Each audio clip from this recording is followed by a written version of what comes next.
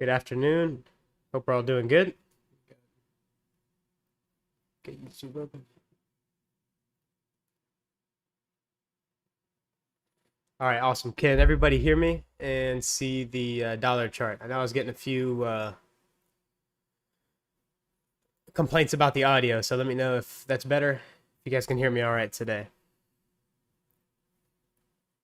All good? Awesome. Thank you, guys. Hello, Denisha. Hope you're all doing good. Ahmed, what's going on, brother? Glad to have you. Jonathan, my man, good to see you. Francisco, Joe, Kays, hello, hello.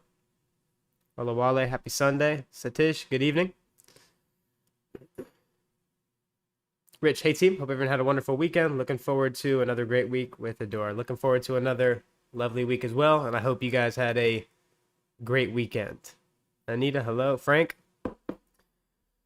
what's up? Awesome.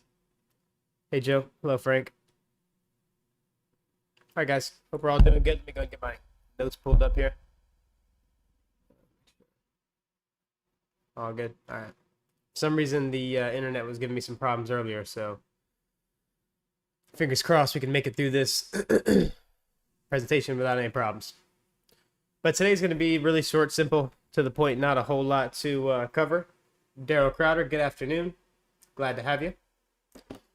So as I was saying, overall, the week we're going into, again, we're going into the last few days of the month and then the next few days of the new month of February. Coupled with that, we are in a consolidation with the dollar index. We have indices at all-time highs, also entering a short-term consolidation. Again, considering we have the end of a month going into a new month, and it is the hardest week to trade out of every single week. We have FOMC and non-farm payroll. So interesting week coming up. My participation is going to be limited.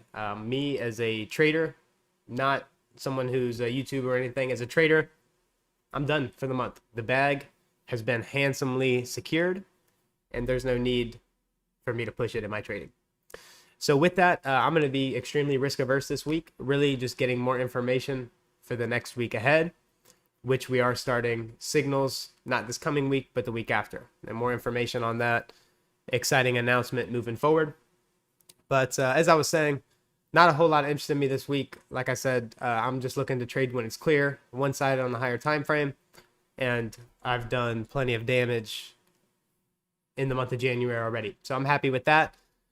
Typically, my protocol for trading non-farm payroll weeks, I'll go ahead and cover that with you here, especially when we have FOMC as well. So again, this week's just loaded with landmines for the unexperienced to do themselves in. So don't let this be you, of course, just like we've been saving our Forex folks from the abysmal chop. Well, if you've been listening, right? So the community here, we haven't been getting sliced and diced in Forex, where I'm seeing all across Twitter, everyone's in major drawdown. Extremely difficult for the FX guys, and I haven't even touched currencies all year. I'm a man. I don't let many opportunities go by me. If it's there, I'm going to be all over it, hunting it down like a cheetah. But when there's nothing there, there's nothing there. And that's why I haven't been touching currency markets. We haven't been calling anything out on Telegram like we have all last year, right? Calling currencies up, down, sideways, backwards, everything, you name it. This year, we just haven't had that, right? It's been in the consolidation. And again, we'll touch on those points. But again, if you're not understanding the conditions you're trading in, you're just going to be like every other retail Joe, blowing their accounts in consolidation, right? So best to take good advice for what it is. Again, currency is just not where it's at right now with the current market structure. Will that change? Absolutely, moving forward. And when that happens, I'll keep you guys updated. But so I had to cover there. So we'll look at the economic calendar real quick. So Monday, no news. Mondays, I typically advise we don't like to trade, but on non-par payroll weeks, it's absolutely a trading day. So Monday, Tuesday are trading days on non-farm payroll weeks. But after Tuesday, that's it. I don't really like to trade anything after that. And I'll go into a little bit why, because I'm not planning on make this one very long. So I'll go ahead and give you guys some value right up here up front.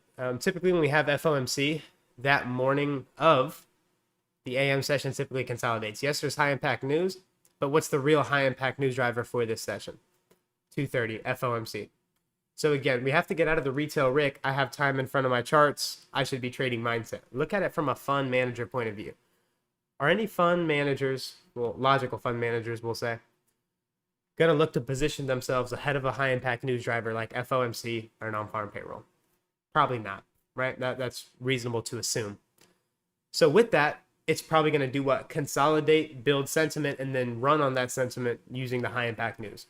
So as I told you guys, if you are consolidation traders, have at it. You know, your order block traders, turtle soup traders, if that's what you guys like, just reversal trading in nature, and you want to work in a small range, it's tradable. There's a logic, there's a science to what the market's doing. It's just not what I prefer to trade in, right? I don't like going in there, Mickey Mousing around for 5-10 points in the NASDAQ or S&P. I'd much rather just take down nice hauls and not need to trade a whole lot. But that's me personally. Again, any trading style, whether it's consolidation, whatever it is, you can trade. It's just, again, knowing what conditions we're going into and what conditions are your models better suited to trade in. That's something I never considered early on, and I paid the price for that significantly because I would just be trading my continuation models, having no idea we were actually in a consolidation, right? And then you guys know that's pretty costly if you've been in this business for any length of time. So putting all that here up front, so that's what I'm looking at for this week. So after Tuesday, I'm not really interested. So again, back to my protocol for this week. If I make money Monday, I'm not trading the rest of the week. If I don't get anything I like on Monday, I'll come back Tuesday. And then if I get something there, I'm done. If I don't get anything Tuesday, I'll let the week pass. And then I'll get to work in the week after we have FOMC and non-farm payroll behind us. So covered Wednesday. Thursday, we have high impact news in the morning, but still, I'm not really interested in it because we have non-farm payroll the day before. So that Thursday before, our concepts can tend to lose precision. So again, that's something I constantly bring up.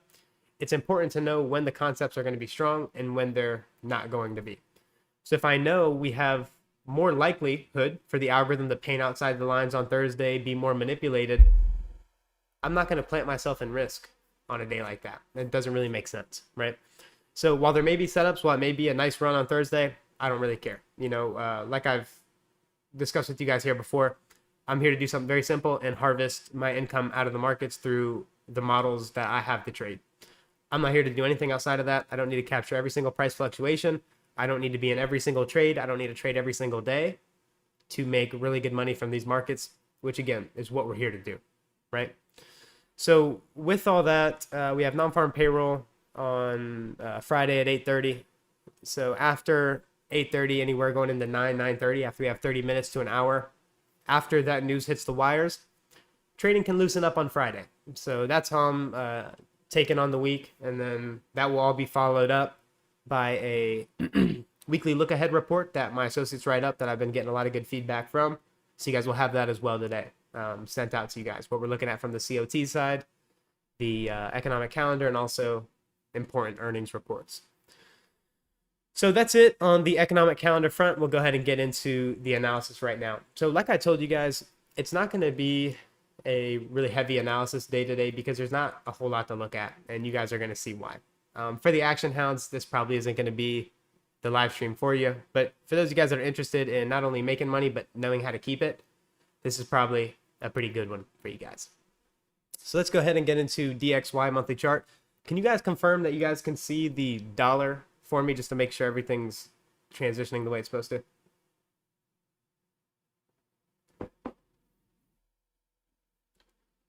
Christian Cadet, let's go. Dylan, back here again, another great week. Absolutely, Christian. Appreciate the support, brother.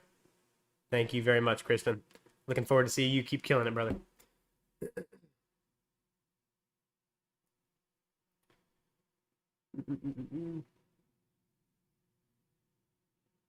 Malik, how do you mark external structure? You always see people mark structure in a subjected way. Yep, so once you know what you're looking at, none of this really becomes subjective. So what I would recommend is either study ICT's YouTube channel very, very copiously, or have somebody who knows what they're doing walk you through this in a streamlined, structured, organized way. Awesome. Thank you guys very much.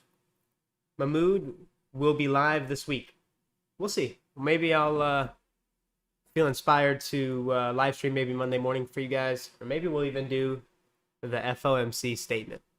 But we got to get this video to 250 likes. There's thousands of people that watch these videos, and we only get up to 100, 150 something likes. So if you guys get this up to 250 likes, maybe that would entice me to do a live stream on FOMC, and we can live stream the FOMC event together.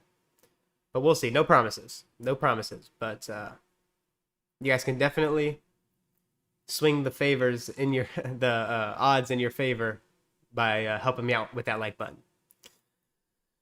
All right, dollar monthly chart. So as we left off with before here, last year was really just a consolidation year. Again, on a weekly chart, on a daily chart, we were still slicing and dicing all over this market, again, like white on rice. But again, having that higher time frame context in mind is really important. So looking at the range we're trading in, we're still doing what? Consolidating at equilibrium.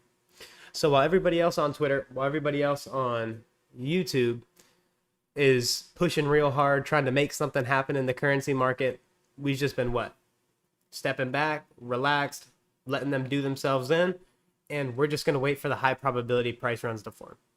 Again, that's not sexy. That, you know, a YouTube video with that title on risk management and knowing when to trade probably wouldn't get a lot of views. But again, for those of you guys that have been trading for any length of time, you guys know how important it is to understand what market profile you're trading in, right? So consolidation here on dollar on that monthly chart. So I don't have a lot of certainty on where that monthly chart's going to go until we get some type of expansion. We can refine this through the time frames, of course, which is what we're going to do. But I do not have any long-term targets. You know, usually you guys are very used to me last year being very candid about where I think the market's going on a long-term scale, right? Not just where we're going for that day, for that week, but even months ahead, I would be giving you guys targets. But that's only, remember, guys, when I have that type of visibility. There needs to be certain things in the marketplace for me to be able to see that far. And if I don't have that, that's not a weakness. That's not a shortcoming of me as a trader. It's good for me to recognize that and just wait for that clarity to come back into the market. Because here's something I'll leave you off with. The bigger the consolidation, the bigger the expansion. So the longer we consolidate, I'm looking at this as a spring that's just coiling up. And once they let this spring go, it's going to be wild, right? The more you press the spring down, the more it's going to expand. So that's the same way I look at consolidation profiles. So whenever I see extended period of consolidation, you know, I'm not punching air. I'm just waiting for it to displace and start expanding out of that consolidation. And then I know if it was a prolonged consolidation, it's probably going to be a really nice expansion phase. So figured I'd throw that one in there. No extra charge. So again, on the monthly chart, we're sideways. So let's drop down into the weekly. Extend that through. So last week, again, as I told you guys, we've been watching the mean threshold, which is just 50% of that bearish order block. So we hit that as our upside target the week before. And then we hit that level, and then we've just really been sideways. And this will be much more clear on the daily chart. And again, just not much going on with dollar. You know, we're inside this bearish order block. If we go higher, I would want to see us get above that, run for these highs, and maybe that inefficiency. That's a possibility. Or we could just reject from this bearish order block and sell off and run for the sell stops.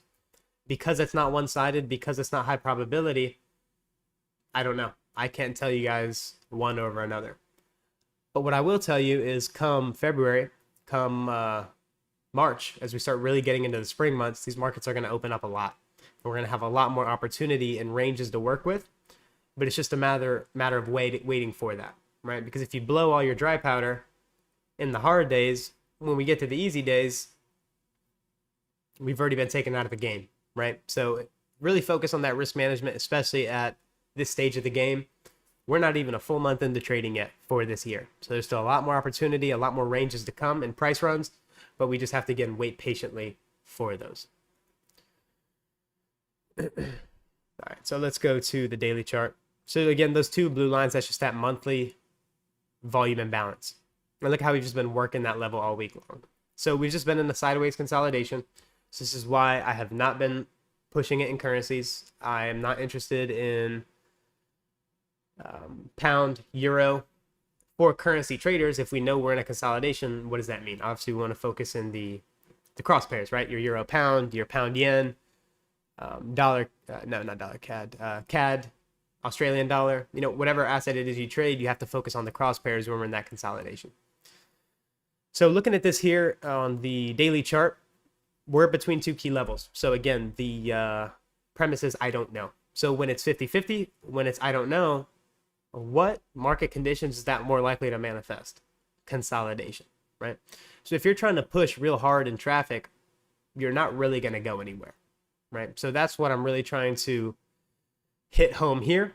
And again, we're just consolidating. Do I expect they're going to use the FOMC or non-farm payroll to break us out of that consolidation? That's what I'm expecting. And then once we understanding price delivery, consolidation is always going to be followed by what? Some type of expansion. So as soon as I see we start expanding out of that range, then I know we're going to start moving again, and we can get back to work here, calling targets, swing trading currencies, and all the above. But again, for right now, we just have to wait for that consolidation, and I'm expecting that to happen sometime this week based off the economic calendar. So again, hourly chart, just seek and destroy, right? Short-term highs, short-term lows, and it's just running the range sideways, continuously referring back to equilibrium, which is right here, right?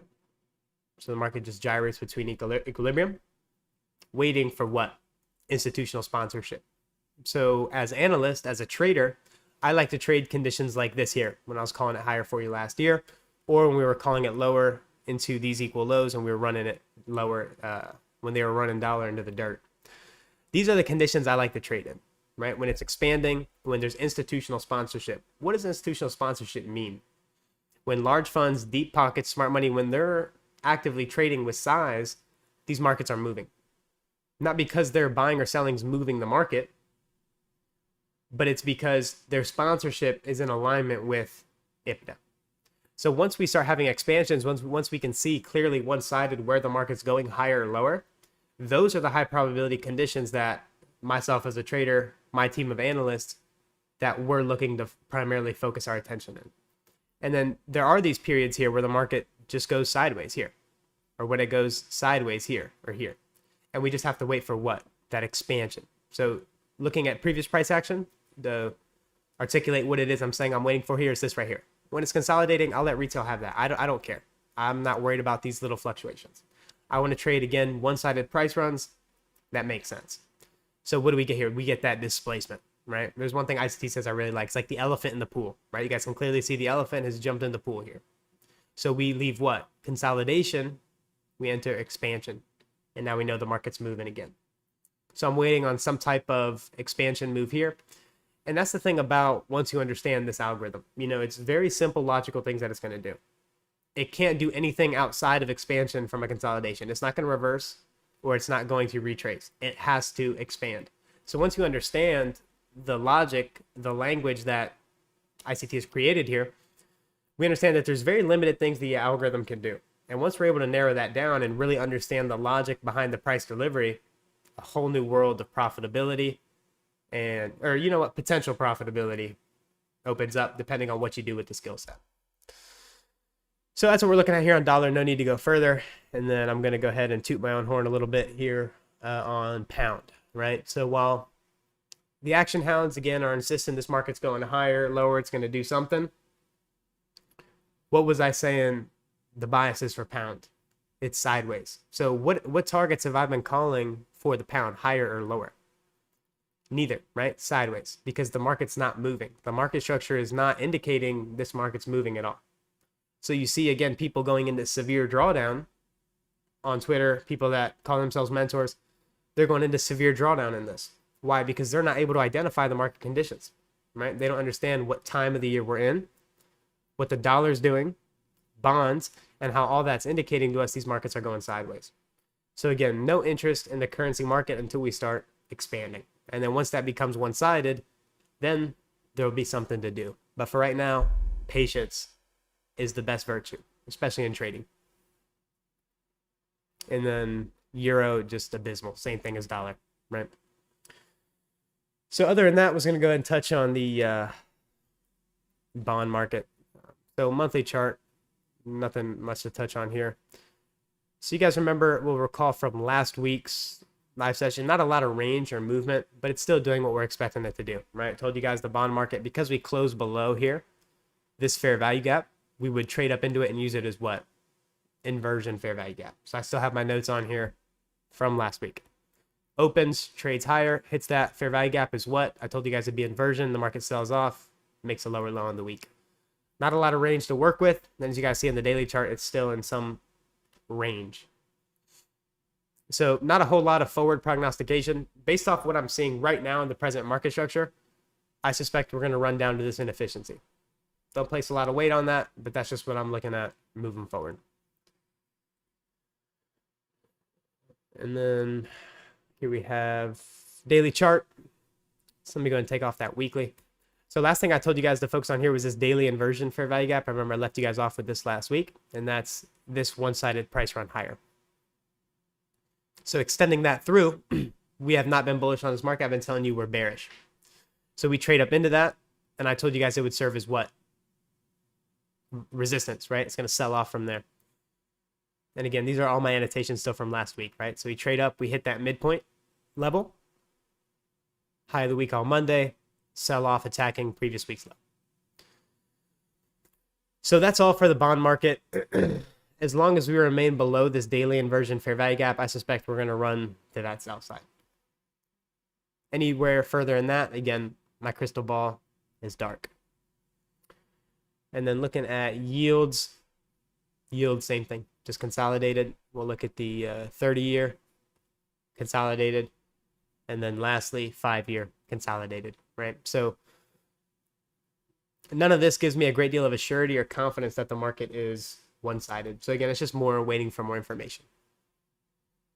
And especially as I know a lot of you guys are newer students as well, that is an uncomfortable feeling. I know it was for me early on as well. Whenever, you know, my mentor or somebody would tell me there's just nothing to do right now, you have to wait for more information. I'm like, what? What do you mean there's nothing to do? I mean, these candles are printing. There's news. You know, why am I not trading? And then after being in this a little bit longer and finding out, again, you start to want to go ahead and keep this PG. But you know what they say, fuck around and find out, right? And I did. And many of you guys will as well. But again, it's this important advice here that's going to save you that in the long run, so you don't keep doing those same mistakes again. So that's all for here. And again, just really feeling for the currency traders that have been pushing in this really abysmal market structure.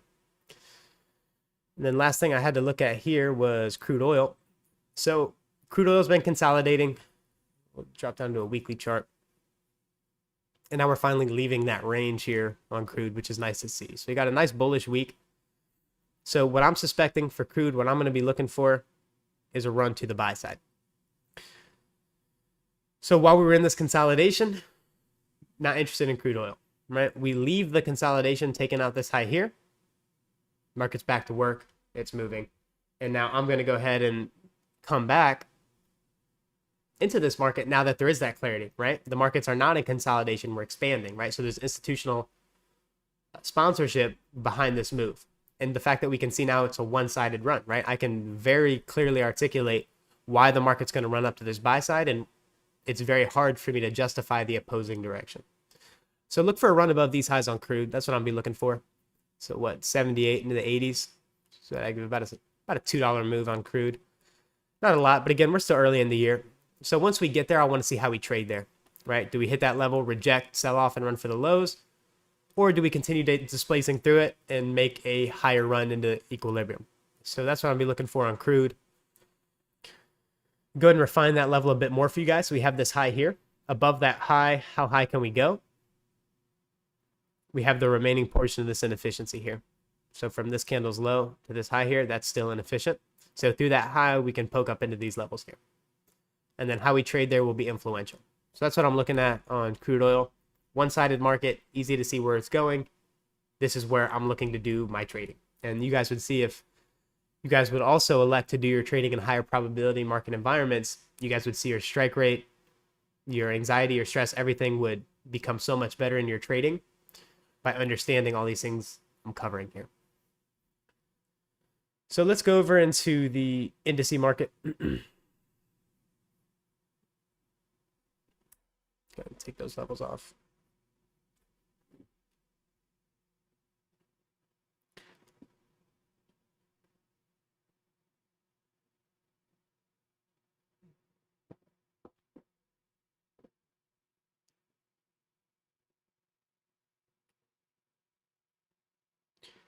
All right, so I'll get the questions after. I see a couple questions on signals as well, and I do have the announcement to share with that. I'll share that once I get through the indices. Hold you guys here till the end. There will be updates out on Telegram or through email if you guys have given us your email for the newsletters that we provide or for anything else that we're sending out through our blog section on our website. Or if you guys want to, again, get updates on signals, you guys can drop those emails in there as well. So you guys will get notified through our social media, through our newsletter, or through our Telegram if you guys are there. So you don't have to worry about missing any super secret announcement. I'll let everybody know with more than enough time ahead for you guys to plan. So weekly chart NQ, what was the bias last week? Again, we've been looking for higher prices. So again, just like I teach you guys or like I teach my students, whenever we're looking to trade, right? And we have a bias for the week, we don't need to see where that candle is going to close. Well, again, taking it right back to the fundamentals, what is it we're trying to do? We're trying to see a price run ahead of time that makes sense. It's logical for it to expand in that direction, right? So we've been bullish on this market. So from where we opened, where am I expecting the largest magnitude of movement? Higher or lower if I'm bullish? Higher. So just this run higher here, that gave me profitable trades Tuesday and Wednesday, I believe, were the only 2 days I traded. Did I do something Thursday? I'm not sure. Maybe I was live Thursday. Maybe that was Wednesday. Who knows? A lot of work. So every day kind of bleeds into the other. But I remember after Thursday, Thursday I traded. So yeah, after Thursday's morning session, I was done because I had no more clarity in the marketplace. Because again, once we expanded the levels I'm looking for, that's it. There's nothing more to do. And especially if I secured the bag in that, why am I going to be trading anymore? There's no need to, right? So again, that's something that you just learn with experience, right? Knowing how to be patient, knowing when to wait for the dust to settle and come back when everything's clear. That's something that people just learn with time, right? Because we want to push real hard. We want to trade every day, every session. And then we quickly realize why that's not a sustainable way about making an income out of this by trading like that. So weekly expansion was higher. All right. So we're looking for higher prices. So was my weekly bias correct, right? Did it help me out? Absolutely, right? We might have closed near where we opened, but where was the largest magnitude expansion? It was higher. And I'm trying to trade, again, price runs that make sense. So I'm not calling a top in this market. So I'm going to trade the expansion higher. And that's what our weekly bias was yesterday. And one thing I teach my students is that we don't care where we close. Because again, we're trading price runs that make sense, which is bullish. We're trying to be buying this market. And the largest magnitude expansion on the week was higher. So moving forward for NQ, don't have a lot of clarity because we have the markets disjointed. And I'll show you guys what that means on a daily chart and what I'm referring to there. But showing a bit of a weak close here, right? Unable to sustain the highs, now we're closing near the low. So what I'll be interested to see is whether the market wants to work into that fair value gap on that weekly chart. So we'll want to go ahead and put quadrant levels on that. So we have upper quadrant, midpoint, lower quadrant, the low, and then the high. So these are the levels I'm going to be watching for on a retracement into that weekly fair value gap if and when we do so, right? I'm not calling this market lower. I'm not calling it top.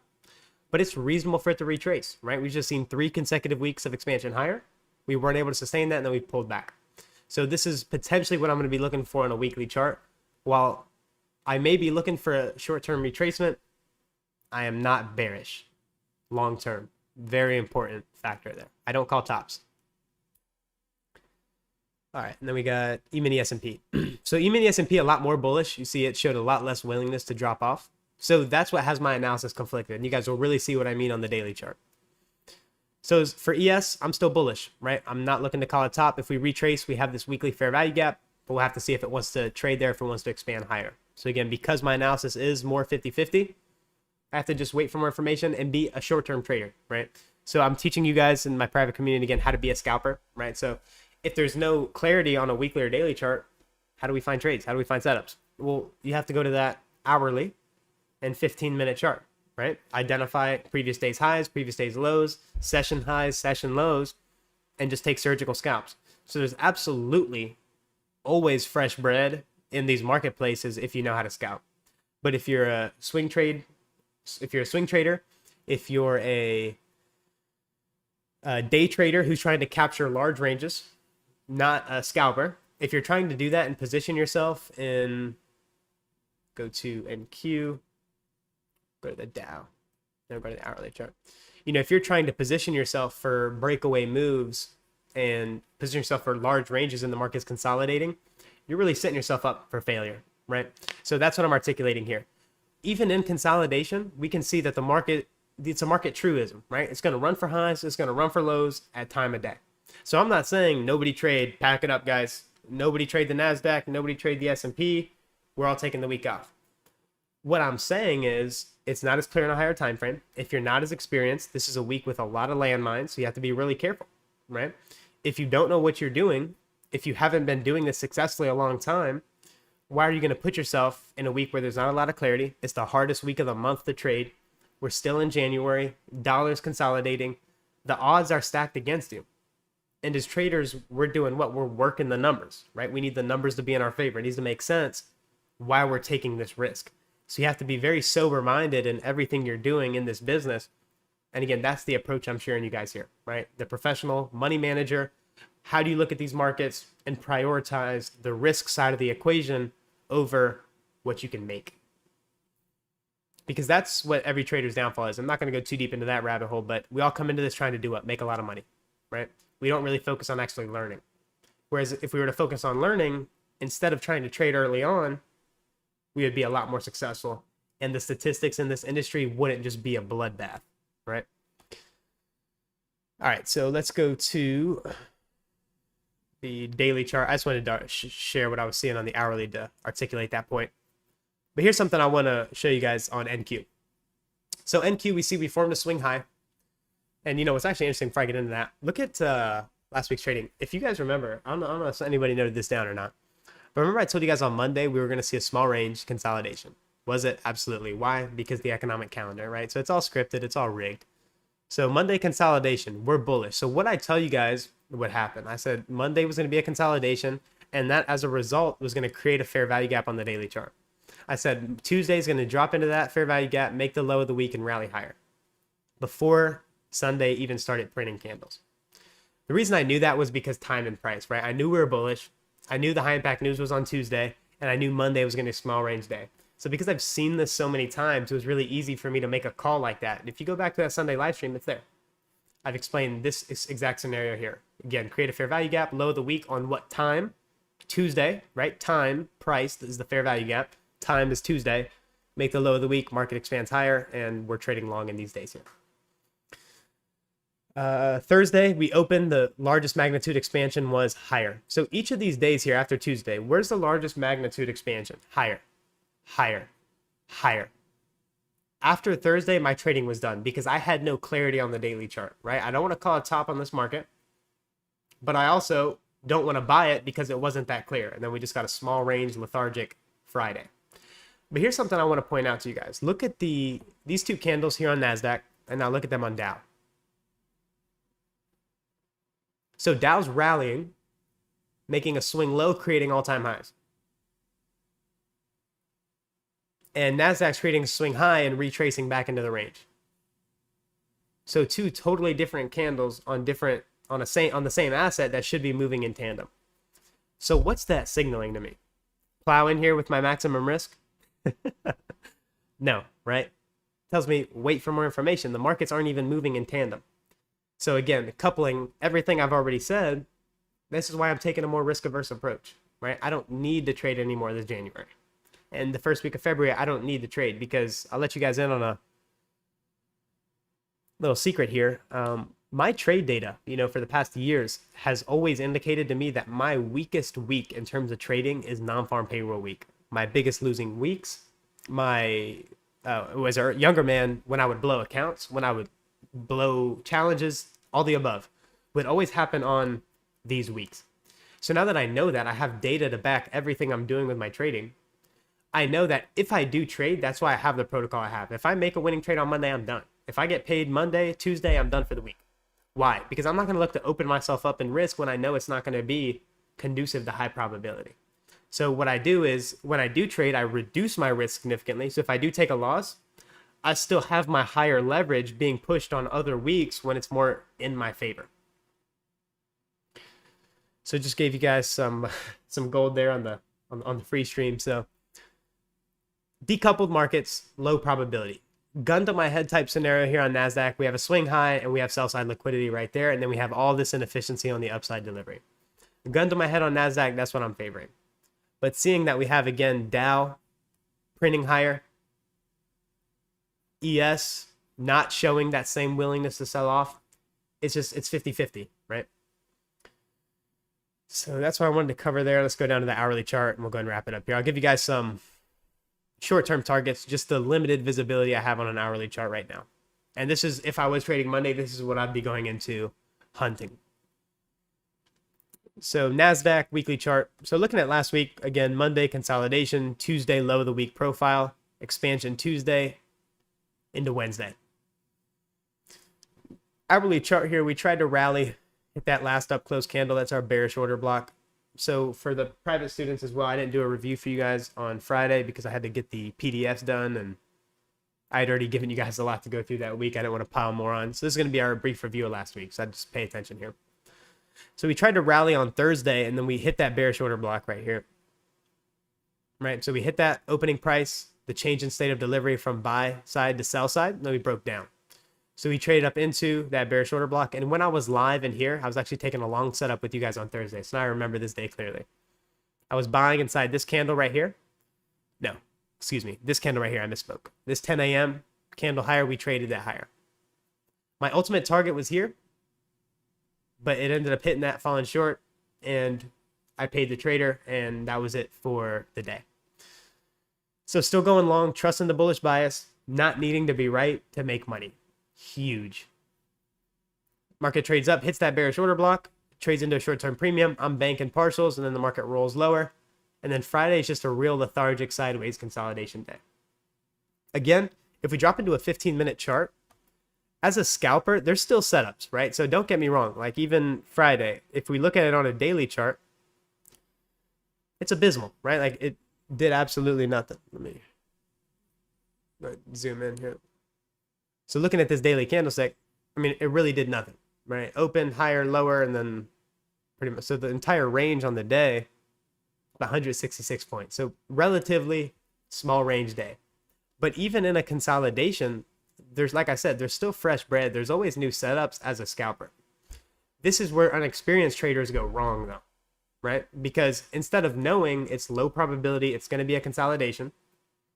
What are we trying to do when we first start trading? We're trying to hit the home run, right? We're trying to capture the daily range. We're trying to hold for the external here. Whereas all you need is bread and butter setups, right? So Friday price action review here. We get a consolidation. What time do we expect that low to form? London session, and then a classic bullish day. London forms that low. Remember our teaching on the Judas. So what do we do at 9:30? The market does what? In a bullish day, it drops lower at 9:30. Does it do that? Yes. Into what? Stops on a 15-minute chart. What stops are these? London lows. So it drops into London lows on a 15-minute chart. That's the liquidity I'm looking for. So the secret that all you guys want, like what liquidity, what highs and lows am I looking for? How am I trading? It's all here on the 15-minute time frame. We trade into the London lows. And if you look at it, that was the same setup I took here Thursday when I traded live with you guys, right? This low here took out stops, traded down into a discount, bullish order block. I'm buying on a 1-minute chart, and we're distributing on the move up. And again, the market's doing the same things, right? So we have London low of the day. Time tells us when that low of the day is going to be made. Dealing range. Discount to premium. Market trades into a discount for what? The stops in a discount. Trades into that. What's the market going to do? Internal range liquidity to external range liquidity. All based off a scheduled delivery. Right? 9:30, it's going to drop lower, hit the sell stops. Why? That's flooding the market with sell orders. Whereas smart money, what are they going to be doing there in that discount, as I showed you guys? They're going to want to buy that discount and buy to all the sell orders that are coming in here. So they're matching the counterparty here. They're buying those sell stops. And where are they going to distribute those sell stops? To the buy side here. So there's buy stops here. There's waiting buyers at an expensive price. Isn't that neat? So we're going to buy at time of day when it tells us to. And then we're going to ride that expansion higher. So that's all I'm doing on a 15-minute chart. That's how easy my trading is, right? So once I determine this, well, now it's pretty straightforward, right? Because on a 15-minute chart, showing you guys that same price action now just on a 1-minute chart, market does what? Trades lower, takes out the sell stops. At a random time? Absolutely not. 9:30, we're bullish. It's going to do what? Drop lower. When the market's sloppy, what do we wait for? A displacement. Do we get that here? Yes. Shifts market structure here. Breaks market structure. Ooh. Here. Fair value gap. Trades into it. After we do what? Clear out that 15-minute sell side liquidity pool. Market structure break, fair value gap. You buy the fair value gap, and it's going to run to the buy stops here. And then that's it. So again, all that to say that even in a lackluster day like this, which we saw on Friday, which really did nothing. Like if we look at from where we opened at midnight and where we closed that day, the market moved less than 14 handles from open to close. Even in an abysmal day like this, it's still logical. It's still doing the same things. It's running the liquidity based off a schedule. And then we just consolidate into the range. But like I was saying, that's easy enough. Okay, that's pretty straightforward. So where's the catch? The catch is, as a newer student, we're going to fall in love. We're going to marry the vein, right? We get along here. Well, we're not going to take a partial here. Well, man, it ran up to there really quick. So why not hold it for this high here? And then, wow, we have relative equal highs. So let's just hold for that. Because you're not recognizing the conditions you're trading in. And I've pegged a lot of you guys because I knew that's what my trading looked like early on. I would marry the vein, fall in love with the idea, try to hold for a grand slam, and it rolls and stops me out. Right? So you have to know the market profile you're trading in. Like I said, there's still setups. So I want to be very clear on that. When I say I'm not trading or I'm not looking to do a whole lot, I'm not saying you guys shouldn't. If you're experienced, if you know what you're looking for, if you know how to trade these conditions, there's absolutely fresh bread, new money every day. There's new victims putting their stops above highs and their stops above lows. What does that mean? There's opportunity for us. But again, you have to recognize how to take advantage of that opportunity. So there's the Friday's market review, just a brief little review there. So we're seeing bearish order flow, as I said. So bearish order block, we hit that, and then we sold off here aggressively. Market trades up into this last up close, and then we sell off here. So in the current structure, which is not very high probability, as we'll see in E-mini S&P, we have equal lows here and equal lows here. If I had to trade Monday morning, I would be hunting for some type of setup into that liquidity. And then how we traded that liquidity would tell me whether or not we want to run for these inefficiencies here. And then that would be my maximum best case scenario. Because outside of this hourly chart, I don't have a whole lot of clarity. So I have to take it, again, day by day, session by session. I'll take a look at E-mini S&P here. And then this market's even worse. We've been in a range, relative equal highs, relative equal lows here, relative equal lows here. So which one's it going to run for? I don't know, guys. You know, again, there's times when it's one-sided on a higher time frame. I can tell you guys with a great deal of assurity where the market's going. But when I don't have that clarity, I'm very candid, right? I'm not out here to pull my pants down and measure with anybody on YouTube, right? I'm here to do my own thing. I'm staying in my own lane, making my own money. And that's all I'm here to do and share with you guys what I'm doing in the process. So when this is the case, again, I have no problem saying the market's 50-50, right? Saying I don't know where it's going to go. I can make a case for these equal highs, and I can make a case for the equal lows here and the equal lows here. So what does that equate to, right? Not high probability. So while NASDAQ is a bit more clear that it wants to run below these equal lows, with ES, I don't know. We can stay in a consolidation and stay between this high and this low. We can stay there till Wednesday. All those things are possible. So because all that uncertainty is in the marketplace right now, I don't know, right? So contrast this market review to the ones I did the past 2 weeks. Where you at? It's going higher. And more specifically, it's going to run for these buy stops here and the people with their stops right above there. And then it just smokes those highs, right? So compare the difference in the analysis when it's just a really easy week. It's easy to see compared to something like this, right?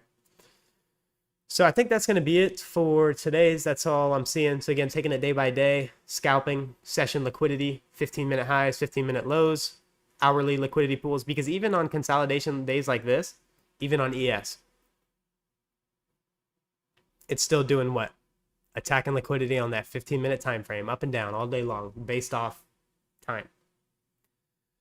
So that's going to be it for this one today. I think I'll take a few questions and I'll go ahead and get going. I got a few other matters to handle today.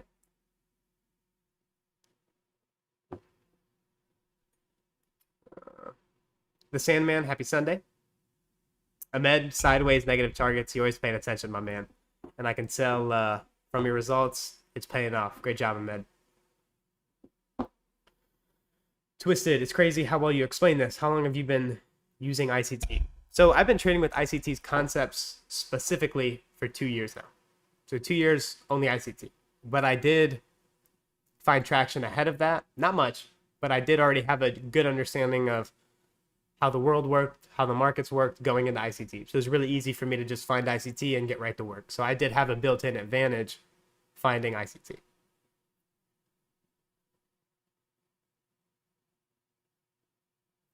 Roshan, please update us regarding your signal service. Almost forgot. Thanks for the reminder there, Roshan.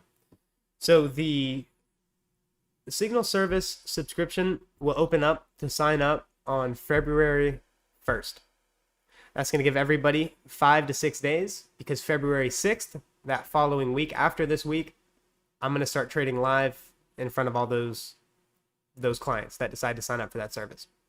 So again, February 1st, that's a Thursday, I believe, we will be opening up the signal service, and you guys would be able to sign up while it is that you're able to. So I'm going to make that available here. And again, this isn't the only place that's going to be announced. We will put that on our Telegram and our other social medias. I know it's been a highly anticipated launch, and I'm ready to get to work with you guys. I was getting asked about a free trial.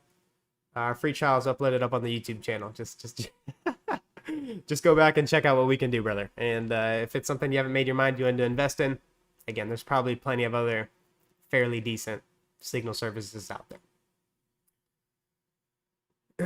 Ahmed, excellent explanation on bias. Appreciate it, bro. Appreciate it. Sal, my man, good to hear from you, brother. Hope all is good over there in London, Sal. Good to hear from you, brother. Ahmed, market overview has a bonus, very informative. Yes, sir. Yes, sir. Like I said, adding in the extra value here. No extra charge. Just hit that like button. That's the only currency here.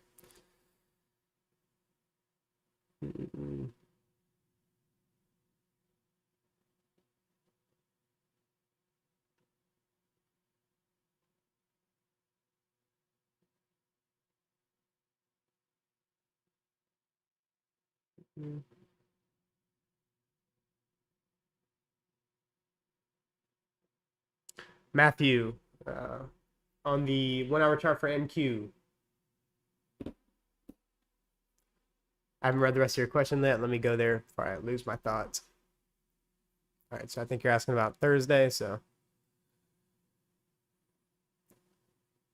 just go ahead and do the Q&A with you guys here. And I'll be doing another Q&A with you guys on the Discord on Monday. And if you guys, for those of you guys that are in the community, just give me some feedback. Let me know how you guys are doing. I know I've been putting a lot on you guys this month in terms of content to go through. Again, never told you guys it'd be easy, but I told you guys it'd be damn sure worth it, right? So if you guys can drop some feedback with regard to, has this time off been helpful for you guys to catch up? And come February, are we ready to go packing on the new content again? All right, Matthew, why are we still bullish on Thursday even though we violate intermediate term low on Wednesday? Wednesday, intermediate term low. I believe you're referring to this one right here. Simply because I'm not trying to call it top, Matthew. So that's a great question, right? So I'm going in each day trusting my buy models. And that's the way I'm going about this. You may find with the concepts that there's another way that's more refined for you that you want to go about it. But this works for me. And again, the results speak for themselves, right? So Monday, consolidation, not touching that. Tuesday, low of week, expansions. I'm trusting my buy models Thursday. Or Tuesday, excuse me. I'm trusting my buy models Wednesday. Wednesday, we trade lower. I'm looking to this as a return to discount here, Matthew. So I'm looking at this as we return to discount, and that's how I was able to bank on stream live in front of hundreds of people with this live trade here. Just trading into a short-term premium. Because remember how I'm teaching you guys to trade, right? You guys don't need the full range to make money. I said I want to see this external high taken out. But remember what I taught you guys. Do we need it to reach external range liquidity to be profitable? No. We can accumulate the discount, which is what I was doing here on a 1 minute chart, and then distribute the premium. So even though I'm wrong, I'm paid. So what's wrong, what's right, right? And again, that's one thing I constantly emphasize to you guys, right? We're not here to get right, be right, we're here to be paid. So what I'm looking at this as, Matthew, just cover the question again, I'm looking at this as trade into a discount to continue higher. And then once I started seeing how we were trading around that opening price, that bearish order block, and that's the thing, you know, I'll use this as another teaching point as well. I may be wrong. You know, I'm not going to be 100%, and I don't need to be 100% to do really, really well. But what I do use is sound logic that nothing else even comes close to. So if we're buying the discount, remember what I told you guys in that live stream. So for those of you guys that dial into those live streams, there's a lot of value. You can almost consider that mentorship grade. Dealing range that we're trading in here. As long as I buy the discount and sell the premium, that's a winning model every single day of the week. And it's just basic logic to see that, right? Ideally, I wanted to see the market run above the external. But remember what I told you guys in the middle of that live stream on that hourly chart. Where was one of my limit orders? Right there at that opening price. Because remember, I told you guys, if this market is going to reverse, if it does, if it's going to deny me this high, where is it going to have to turn around from? Well, the change in state of delivery, the bearish order block. So I taught you guys in that live stream as well that many of you guys just look at order blocks as entries. I'm also using them for my targets. So on the upside, I'm looking to distribute all this premium here. And even though it's not running here with my last run or 2 contracts, and it rolls on a stop that's better than break even, that's fine. We live with that and we're paid. So I'm going in trusting my buy models. Then once we wash out here, I'm looking at this now as a significant low that's broken down. So now I just have to wait for more information because the bias isn't crystal clear.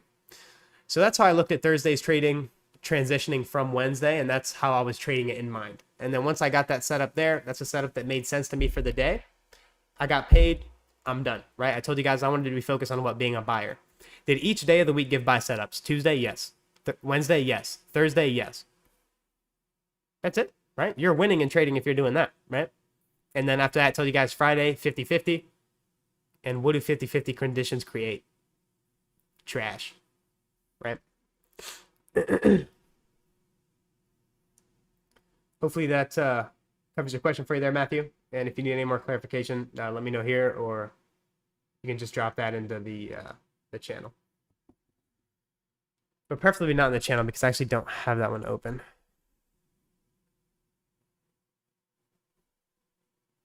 All right, so through context, because it was premium for the return. Love that. Thanks, Dylan. Yes, sir. That's exactly what I was looking at. Yeah, because I don't want to call it top. Everyone's trying to call the top in this market. I don't want to be that guy. So I'm trusting my buy models until they fail me. And that's the premise I was going in with this week. But then once we washed out here and then took out this intermediate term low, that told me structure was no longer bullish. So that's why I told you guys it was 50-50, right? Because I don't want to call it top, but I'm also not going to tell you guys this market's going lower. And then what did the market do? It moved 14 points from the open at midnight to the close. Retail can have that one. Wasim, thank you, Dylan. Gems everywhere. Absolutely. Hopefully that covered your question for you, Matthew. I believe I did.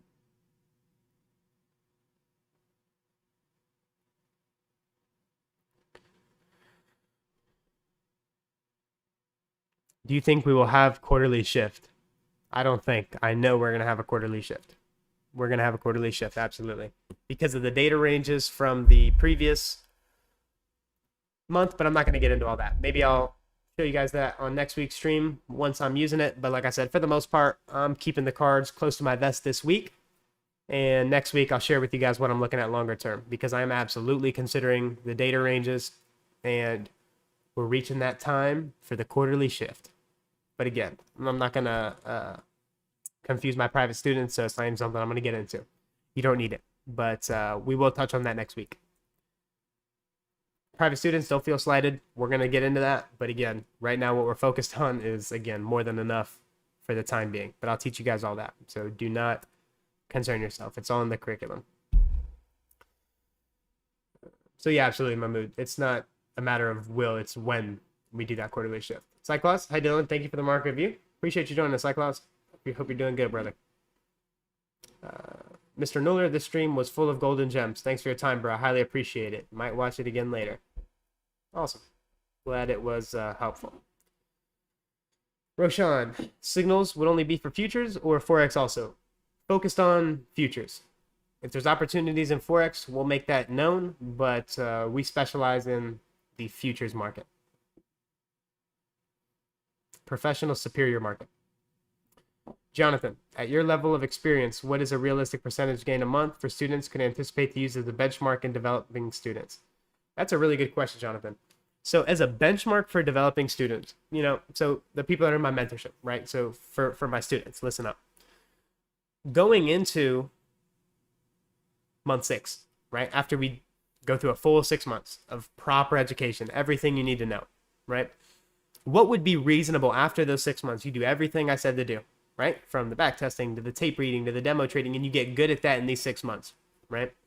What's realistic for you starting month 6?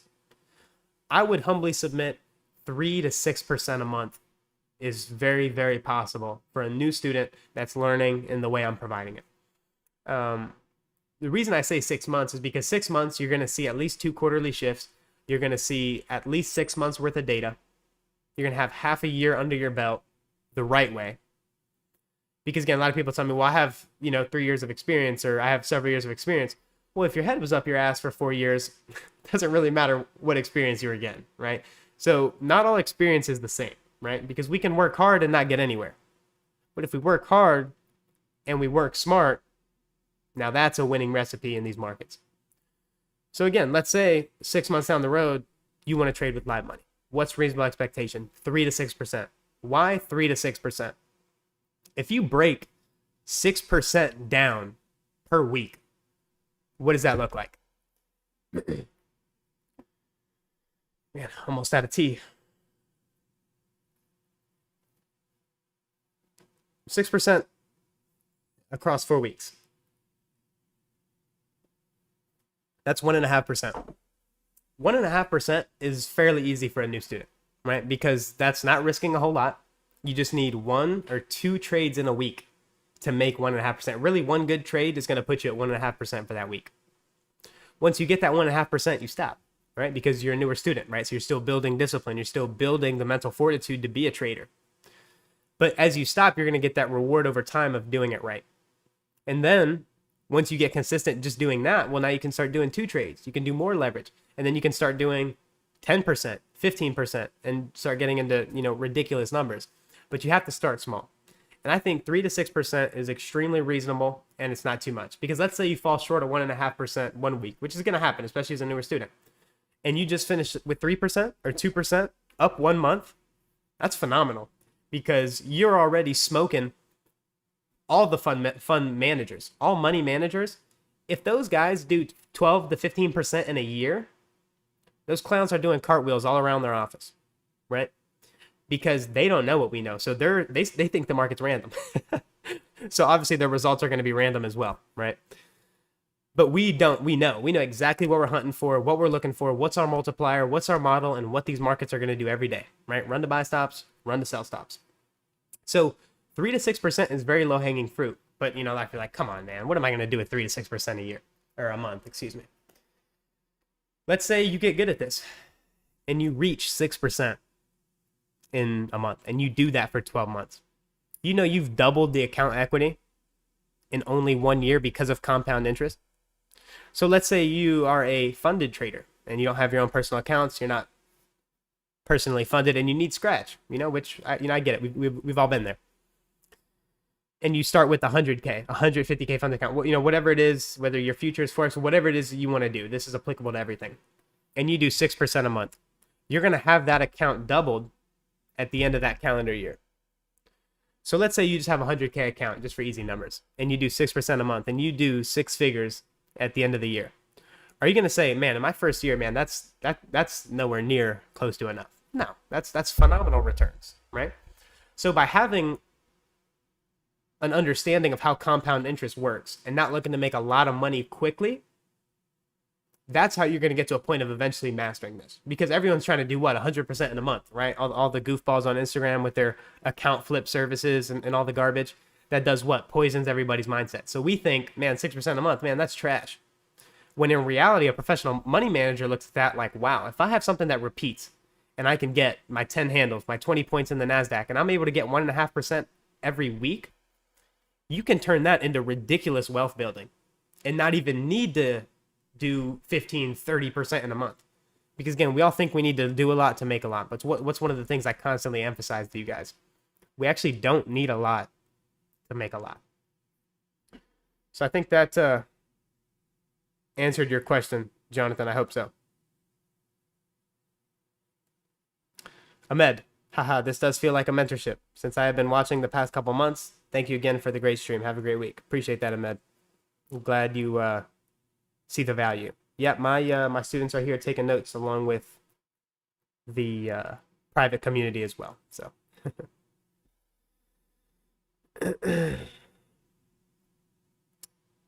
Kingsley, how to master psychology. How do you or did you overcome revenge trading? Man, we'd be here another hour for that, brother. So maybe on another one. Maybe on another one. Twisted, could you touch on dealing ranges? Dealing ranges is a pretty extensive concept, brother. It's a pretty extensive concept, but maybe I'll teach that to the free community at some point in the future. But for right now, I don't have too much time to get into all that. Like I said, I got other matters to get to. Mahmood, thank you, bro. One of the best mentors. Appreciate it. Appreciate it. Anita Lowe. Yep, I see light bulbs are going off in everybody's heads now. There you go. And Jonathan, much more on that once we get into the money management and trade plan section and trading plan section of the mentorship. So when we get there, we'll have a comprehensive discussion of everything I just covered and in much more detail with PowerPoints, with charts showing you guys what that actually looks like. So that'll go ahead and be covered at that point. So there's much more to come on that, Jonathan. Don't worry, brother. I've got you covered. I know you're chomping at the bit. I know you've been an ICT student for quite some time. So, but I got it coming, brother. I got it coming. Jonathan, thank you. Absolutely, brother. May I know your background for chart? How do I even show that? Oh, here it is. So it's just this one right here. It's the gray. The white hurts my eyes all day. The gray, real smooth, real smooth. All right, that's it for today. Joe, that's it. No more gems. Yeah. Yeah, YouTube, the YouTube community's head's going to explode. So what? If you can only pick 2 indicators to use for the rest of your life, what would they be?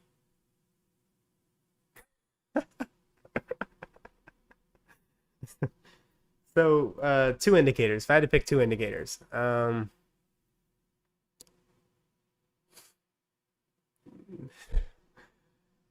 I can't even think of one that would really give value. Absolutely none of them. They're all trash. They're all garbage. And if that was a sincere question, I'm doing you a huge favor. Just focus on learning how to read actual price action.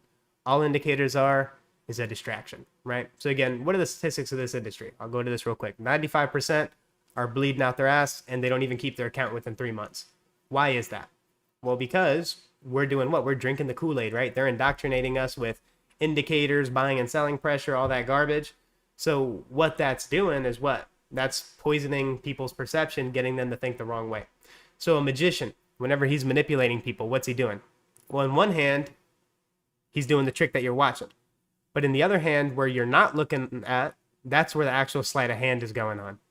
So now apply that to the markets, right? The market makers, the real nuts and bolts behind the marketplace is what?